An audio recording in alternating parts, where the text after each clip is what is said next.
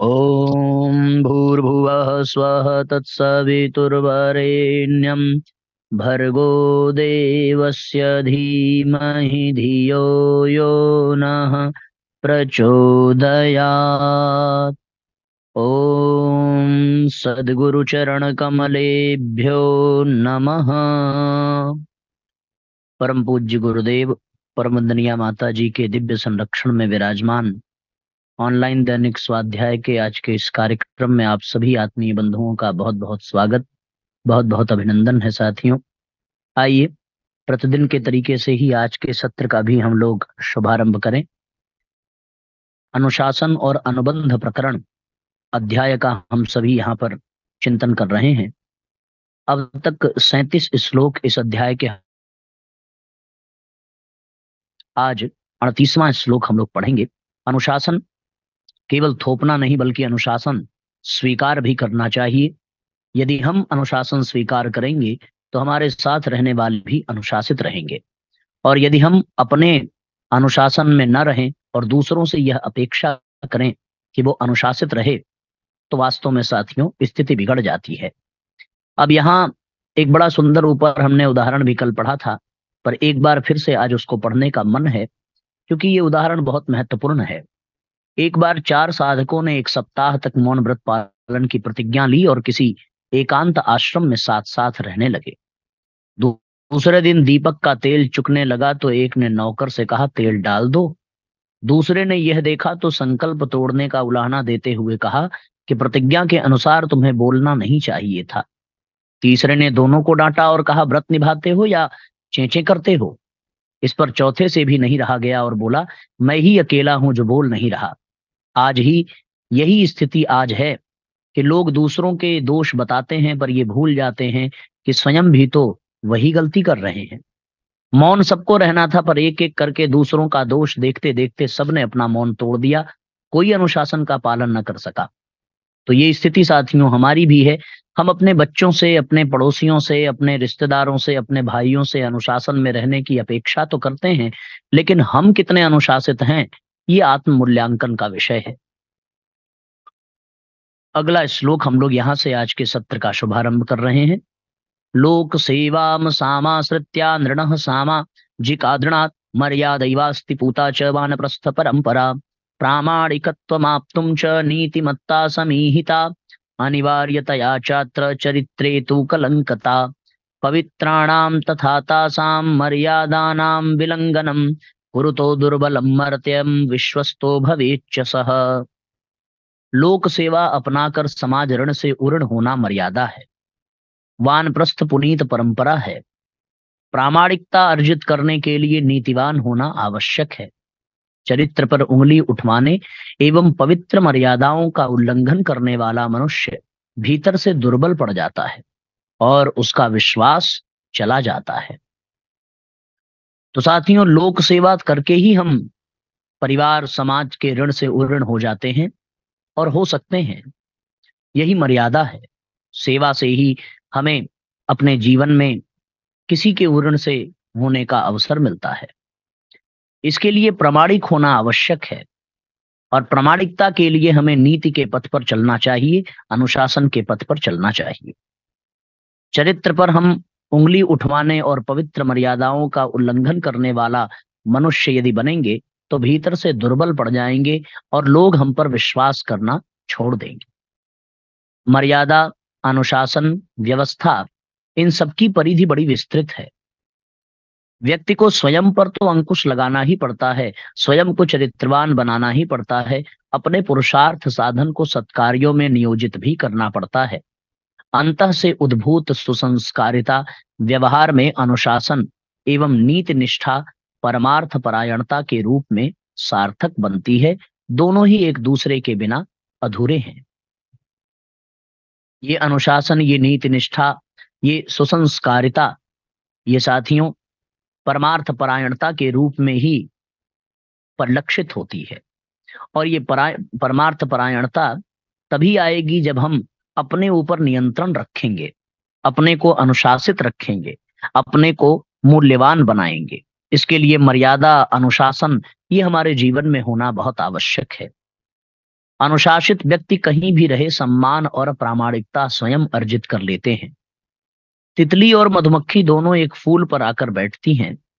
एक दिन दोनों झगड़ने लगी कि फूल पर मेरा अधिकार है। फैसला कराने तोता को बुलाया गया। उसने मधुमक्खी के पक्ष में निर्णय दिया और कहा, यह बैठने का श्रम सार्थक करती हैं और दूसरों के लिए शहद निकालती हैं। इसलिए अधिकार तो इसी का रहेगा। बैठने का आनंद तुम भी उठा सकती हो। तो बैठने को भले दोनों बैठे, पर मुख्य रूप से आधिकारिक बात अगर की जाए तो वो शहद बनाने वाली मधुमक्खी की होगी। क्यों? क्योंकि वो वहां यदि बैठ रही है तो उससे समाज का हित हो रहा है, समाज का कल्याण हो रहा है। गैरीबाल्डी इटली के महान सेनानी थे। एक दिन उनके घर उनके मित्र एडमिरल पहुंचे। उनके घर में प्रकाश की कोई व्यवस्था न थी, सो दीवार से टकराए और उनको चोट लग गई।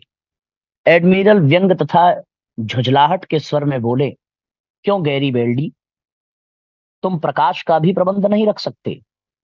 उसे चोट लगी जानकर गैरीबाल्डी ने प्रकाश का प्रबंध करना चाहा, परंतु वहां एक मोमबत्ती तक न थी। वह उठा और उंगली पकड़कर घर में ले आया। फिर कहा, मित्र क्षमा करेंगे, युद्ध मंत्री से सेनापतित्व का दायित्व प्राप्त करते समय भोजन के अतिरिक्त मोमबत्तियों की व्यवस्था के लिए कोई धन मिलने की बातचीत नहीं हुई थी। खैर कोई बात नहीं, हम लोग अंधेरे में भी बातचीत कर सकते हैं। भेंट वार्ता करने के बाद एडमिरल तत्कालीन युद्ध मंत्री के पास पहुंचे तथा गैरीबाल्डी के लिए पर्याप्त धन पहुंचा दिया। अगले दिन पत्नी ने पूछा कि क्या इस पैसे से कुछ मोमबत्तियां खरीद मंगाई जाएं? गैरीबाल्डी ने शांत स्वर में उत्तर दिया, बिल्कुल नहीं, हमें इस राशि से अपने लिए मोमबत्ती खरीदने का कोई आदेश नहीं मिला है। सारा धन सैनिकों में बंटवा दिया गया। ऐसी होती है प्रामाणिकता की कसौटी पर कसी गई नीति निष्ठा। साथियों, इन उदाहरणों पर सहसा इसलिए विश्वास नहीं होगा क्योंकि हमारा अपना चरित्र इतना निर्मल कहाँ है, हम इतना नीतिवान, हम इतने प्रामाणिक कहाँ हैं कि दूसरों के पैसे की ओर रत्ती भर भी निगाह न डालें।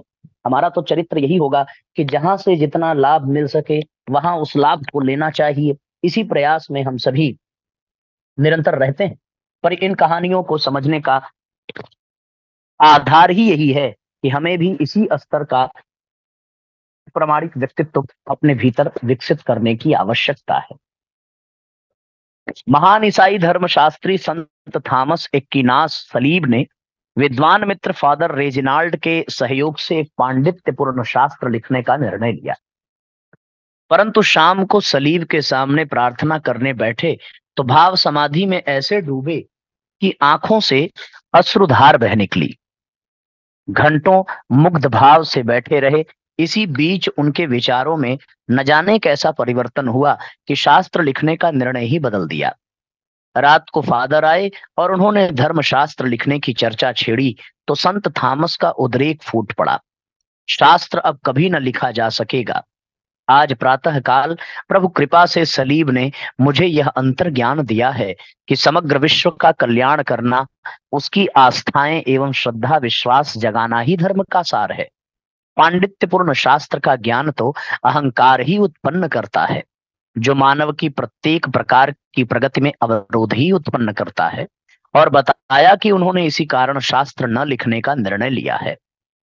बड़ी सुंदर बात है कि वास्तव में इस संसार में धर्म को प्रचारित प्रसारित करना, जन जन की आस्था श्रद्धा विश्वास को जगाना, यही तो सबसे महत्वपूर्ण कार्य है।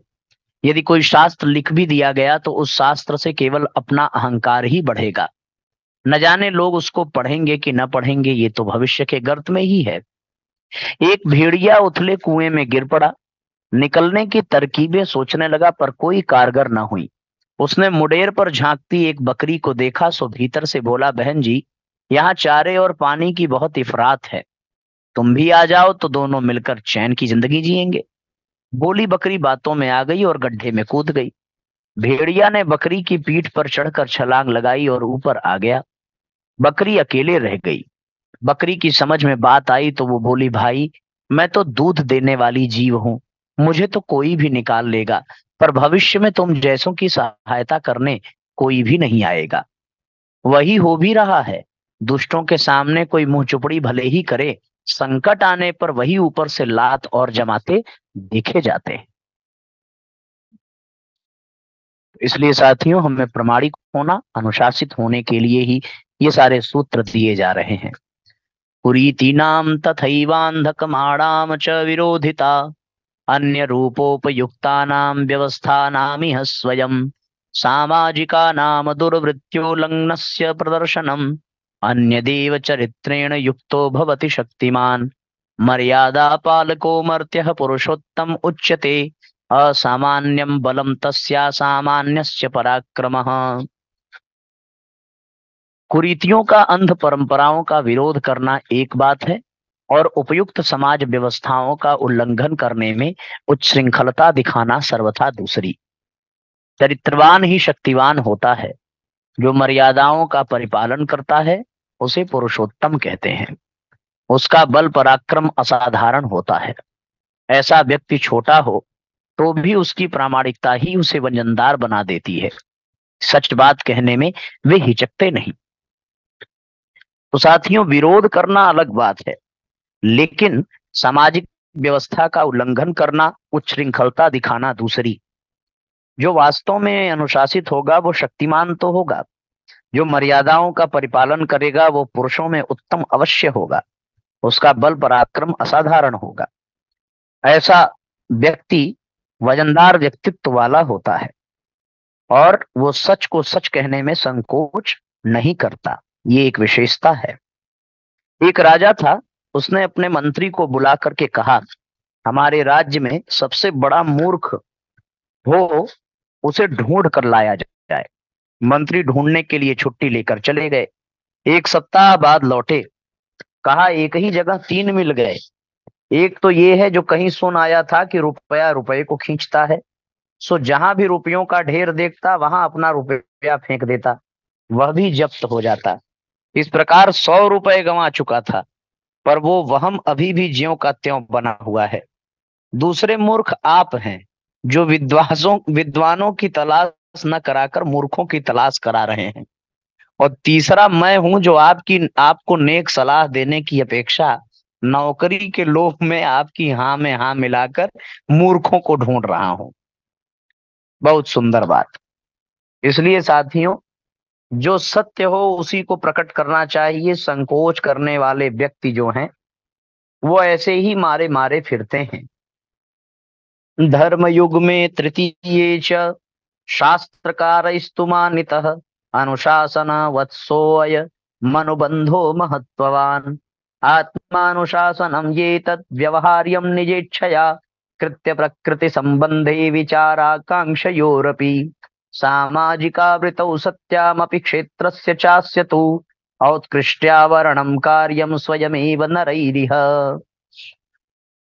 धर्म के तृतीय युग्म में शास्त्रकारों ने अनुशासन की तरह ही अनुबंध को भी महत्व दिया है। यह आत्मा अनुशासन है जो अपनी आकांक्षाओं, विचारणाओं, गतिविधियों तथा आदतों के संबंध में स्वेच्छा पूर्वक बरता जाता है। सामाजिक दबाव होते हुए भी उस क्षेत्र की उत्कृष्टता का वर्ण स्वयं ही करना होता है। स्वेच्छा से अपने ऊपर लागू किया गया अनुशासित जीवन क्रम इतना सरल नहीं है जिसे सहज अपनाया जा सके। समाज व्यवस्था, प्रचलन, रीति रिवाज और तत्कालीन प्रवाह के दबाव में जैसे प्रतिरोधों से जूझते हुए कसौटी पर खरे उतरना एक बहुत बड़ा पुरुषार्थ है। क्या उचित है, क्या अनुचित, इसकी काट छांट करते हुए श्रेष्ठता का चयन खुद ही करना पड़ता है। इतना विवेक जिसका जागृत हो वही महामानव बनने की दिशा में आगे बढ़ सकने की पात्रता रखता है। कलकत्ता के हाई कोर्ट में जज स्वर्गीय श्री गुरुदास बनर्जी वायसराय के साथ कानपुर से कलकत्ता के लिए यात्रा कर रहे थे। कलकत्ता विश्वविद्यालय कमीशन संबंधी किसी आवश्यक चर्चा के लिए वायसराय ने उन्हें अपने ही डिब्बे में बुला लिया। बातचीत के मध्य भोजन का समय हुआ तो वायसराय ने उनसे भोजन करने का अनुरोध किया। बनर्जी साहब ने उत्तर दिया, मैं रेल में कुछ नहीं खाता, थोड़ा सा गंगा जल रखे हुए हूं, वही पी लेता हूं। वायसराय को विश्वास नहीं हुआ, इतना प्रगतिशील व्यक्ति भी धार्मिक मान्यताओं का इतना कट्टरता के साथ पालन कर सकता है। उन्होंने कहा, तो फिर लड़के को ही भोजन ग्रहण करने के लिए कहिए। पर बच्चे ने भी इनकार करते हुए कहा कि मेरे पास घर से बनी हुई थोड़ी सी मिठाई है, उसका नाश्ता कर लिया है, अन्य कोई वस्तु ग्रहण न करूंगा। वायसराय आश्चर्यचकित रह गए। उन्होंने कहा, आप लोग उपवास कर रहे हैं तो मैं ही भोजन कैसे करूं। वायसराय की आज्ञा से गाड़ी इलाहाबाद रोक दी गई। वहां बनर्जी ने पुत्र सहित त्रिवेणी स्नान किया। फिर गाड़ी आगे बढ़ी। लौटने पर वायसराय को धन्यवाद देते हुए कहा, कुछ खा पी लेने से किसी की जाति जाति हो, इस संबंध में मेरा कोई तर्क नहीं, पर इन नियमों के पालन से आत्मसंयम और अनुशासन की शिक्षा अवश्य मिलती है। हमारे धर्म और संस्कृति में जो ऐसी बातें हैं, उनको मैंने इसीलिए हृदय से स्वीकार किया। राजेंद्र बाबू की सफलता। लोग जीवन में ऐसे ही सम्मान प्राप्त करते हैं। डॉक्टर राजेंद्र बाबू तब तक देश रत्न के नाम से प्रख्यात हो चुके थे। वे इलाहाबाद के लीडर अखबार के संपादक श्री चिंतामणि से मिलने गए। ये कहानी साथियों हम लोगों ने पढ़ भी ली है। कोई चपरासी के हाथों उन्होंने अपना कागज भेजा। मामूली कपड़े देखकर चपरासी ने कहा, बैठ जाओ साहब, व्यस्त हैं, थोड़ी देर बाद बुलाएंगे। राजेंद्र बाबू चपरासियों की अंगीठी पर अपने भीगे कपड़े सुखाने लगे। थोड़ी देर में कार्ड पर निगाह पड़ी तो श्री चिंतामणि भागते हुए स्वयं आए। ढूंढा तो दिखाई ही न पड़े। चपरासी ने इशारा करके बताया कि वो आदमी वहां है जो अंगीठी पर कपड़े सुखा रहा है। श्री चिंतामणि देरी के लिए क्षमा मांगने लगे तो राजेंद्र बाबू ने कहा कि लाभ ही हुआ, मैंने अपने गीले कपड़े सुखा लिए। साथियों, ये उदारता, ये विनम्रता, ये अनुशासन प्रियता जिसके जीवन में होगी, वही वास्तव में महामानव बन जाएगा। इसलिए हम सब इन महामानवों के जीवन प्रसंगों को सुन करके कुछ न कुछ अपने जीवन में धारण करें।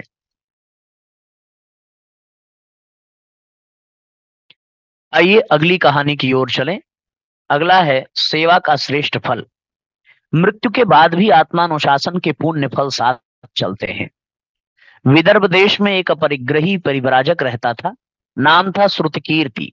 भजन भाव तो नित्य कर्म जितना ही बन पड़ता था, पर प्रवास में यही खोजता रहा कि पीड़ा और पतन के ग्रसितों के पास पहुंचे और उनकी श्रम एवं ज्ञान के द्वारा सेवा सहायता करें। यही थी उसकी जीवनचर्या, जिसे किशोर वय से लेकर वृद्धावस्था तक अविचल श्रद्धा के साथ चलाता रहा। समय आया और मरण का दिन आ पहुंचा। स्वर्गलोक से विमान आया। देवता उसे चला रहे थे। श्रुति कीर्ति स्वर्ग पहुंच गए, पर शीघ्र ही वहां के वैभव विलास में दुखी होकर उन्होंने अपना स्थान नरक में बदलने का निश्चय किया। ब्राह्मण ने देवताओं से प्रार्थना की, यदि सचमुच मैंने पुण्य कमाया है तो इच्छित वरदान मिले, मुझे नरक तक पहुंचा दिया जाए, जहां पीड़ितों और पतितों की सेवा सहायता करते हुए आत्म संतोष का अर्जन हो सके। स्वर्ग सुख से मुझे सेवा संतोष अधिक प्रिय है। देवताओं ने तथास्तु कहकर उसे नरक पहुंचा दिया। नरक में रह रहे श्रुतिकीर्ति की भेंट एक दिन उनके ही पितरों से हो गई। पितरों ने पूछा, भला आप तो स्वर्ग में थे, फिर वापस कैसे आए? संत ने कहा, पुण्य का फल नहीं, पाप का दंड भुगतने वहां गया था। सेवा में प्रगाढ़ निष्ठा होती तो पहले दिन ही स्वर्ग को अस्वीकार कर देता। यही था मेरा पाप, जिसका दंड विलास व्यसन में घुटन सहन कर लौटा हूं। श्रुतकीर्ति को देवताओं में भी श्रेष्ठ गिना गया। सोचिए साथियों, ये कितने महत्वपूर्ण विचार हैं जो किसी तुच्छ से मानव को महान बना सकते हैं। शक्ति महामानवों में नहीं होती, शक्ति उनके विचार, उनकी भावनाओं में होती है, और उन शक्तियों के कारण ही वो महामानव बन पाते हैं। इसलिए हमें भी अपने इन विचारों को श्रेष्ठ बनाने की आवश्यकता है, जिससे कि हम सब भी ऐसे ही अपने जीवन को ढाल सकें। महत्तां मानवानां तु व्यवहारोऽथ चिन्तनम् अन्तः स्थितो प्रेरणायां यातो निर्भरतां सदा गृह्णन्ति श्रेष्ठतामात्र सितमिमेक्षणात् पराङ्गमुखं प्रकुर्वन्ति विकृतं यान्ति नो ततः। महामानवों का चिंतन तथा व्यवहार अंतः की स्थिति तथा प्रेरणा पर निर्भर रहता है। वे दूसरों से मात्र श्रेष्ठता की प्रेरणाएं ही ग्रहण करते हैं। अवांछनीयता के आरोपण को वे तत्काल वापस लौटा देते हैं। इसी से वे विकृत स्थिति में नहीं पहुंचते हैं। जैसे अंदर से उद्भूत प्रेरणाएं होती हैं, वैसा ही बाह्य जीवन क्रम ढल जाता है। श्रेष्ठता पर भी मापदंड लागू होता है। महामानव बनने की उमंग अंतः से तो जन्मती ही है, प्रचलन प्रवाह से संव्याप्त उत्कृष्ट प्रेरणाओं के चयन पर भी यह निर्भर करता है कि कौन किस स्तर तक विकसित है। मात्र उचित का चयन एवं अवांछनीय का निरस्तीकरण ही महामानवों के जीवन की रीति नीति होनी चाहिए। एक गृहस्थ गौतम बुद्ध से चिढ़ता था। एक दिन वे उसी के यहाँ भिक्षा हेतु जा पहुंचे। उसने बुद्ध को देखते ही गाली देना प्रारंभ किया। बुद्ध शांत चित्त गालियां सुनते रहे। शिष्य बीच में उत्तेजित होने को हुए तो उनने चुप कर दिया। गाली देकर जब वो थक गया तब गौतम बुद्ध ने पूछा, तात, अब किसी को कोई वस्तु दें और वह न ले तो आप क्या करेंगे? फेंक थोड़े ही दूंगा, उसने उत्तर दिया। बुद्ध मुस्कुराए और बोले, मैं तो आपकी गालियां स्वीकार नहीं करता। अब तो गृहस्थ पानी पानी हो गया। उसने बुद्ध को प्रणाम कर क्षमा याचना की और घर भोजन कराया।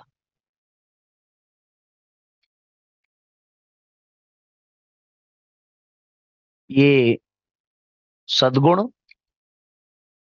भगवान बुद्ध के हमें भी अपने जीवन में उतारने का अभ्यास करना चाहिए। देशबंधु चितरंजन दास अलीपुर षड्यंत्र केस के मुकदमे की तैयारी में व्यस्त थे। श्री अरविंद तथा अन्य क्रांतिकारी देशभक्तों के बचाव के लिए वे दिन रात जागकर तथ्य जुटा रहे थे। इसी बीच एक दिन एक व्यापारी अपने 2 लाख रुपए वापस मांगने आया और देशबंधु की स्थिति की का इसी बीच देशबंधु की स्थिति का देशबंधु की स्थिति को उपेक्षित कर रुपया लेने के लिए जमकर बैठ गया। यह राशि उन्होंने राष्ट्रीय आंदोलन के लिए ही मांगी थी। उसी समय उपेक्षित कर रुपया लेने के लिए जब वो बैठ गया तो एक सज्जन अपने मुकदमे के लिए देशबंधु को अनुबंधित करने के लिए आ गए और प्रार्थना करने लगे।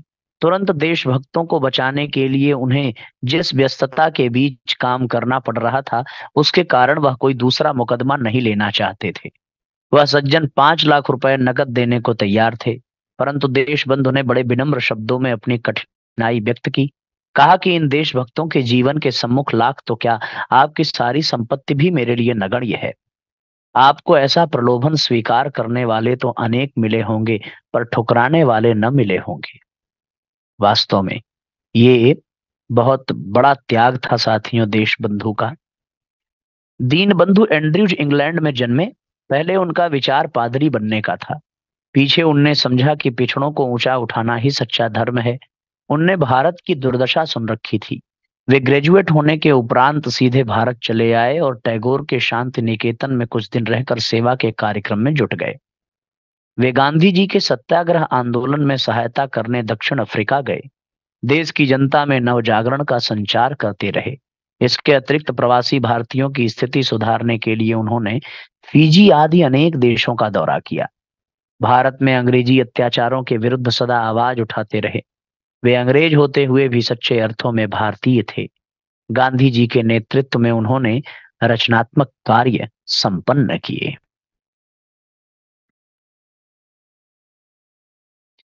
यदुनाथ सरकार कलकत्ता के माने हुए विद्वान थे। इंग्लैंड में उनने शिक्षा पाई थी। उच्च पद पर आसीन होने की अपेक्षा उनने अध्यापन पसंद किया, क्योंकि उसमें पढ़ने लिखने के लिए अवकाश मिल जाता था, अच्छा वेतन मिलता था, कम में गुजारा करते थे। जो बचता था उसे निर्धन विद्यार्थियों की पढ़ाई में लगा देते थे।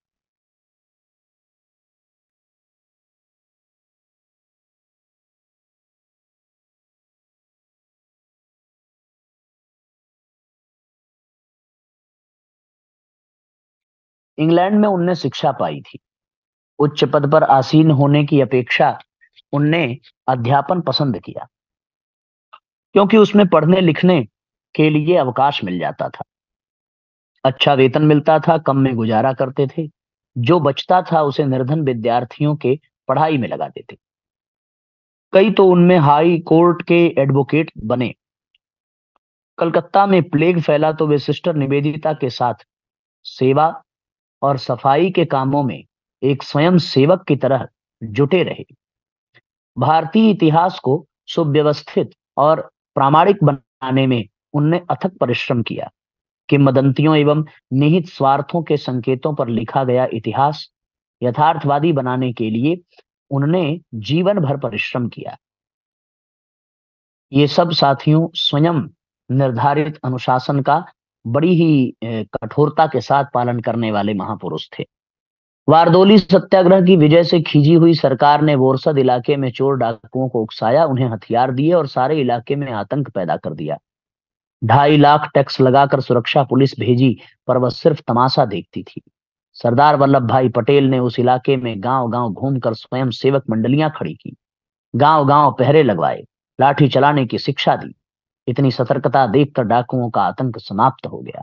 सरदार पटेल आंदोलन चलाना ही नहीं, व्यवस्था बनाना भी जानते थे। उन्हीं की हिम्मत थी कि बागी रियासतों को राष्ट्रीय झंडे के अंतर्गत बंधने के लिए विवश कर दिया। इस तरीके से साथियों आज हम लोग यहीं तक स्वाध्याय करेंगे। अब आइए आज के सत्र को विश्राम दिया जाए। आप सब लोग लाइक और शेयर जरूर करें ताकि पूज्य गुरुदेव का ये अद्भुत विचार घर घर तक पहुंच जाए और आनंद आ जाए। सबको प्रणाम। गायत्री मंत्र साथ साथ ओम भूर्भुवः स्वः तत्सवितुर्वरेण्यं भर्गो देवस्य धीमहि धियो यो नः प्रचोदयात्। सभी आत्मीय बंधुओं को बहुत बहुत प्रणाम। सबका मंगल हो। शुभ रात्रि।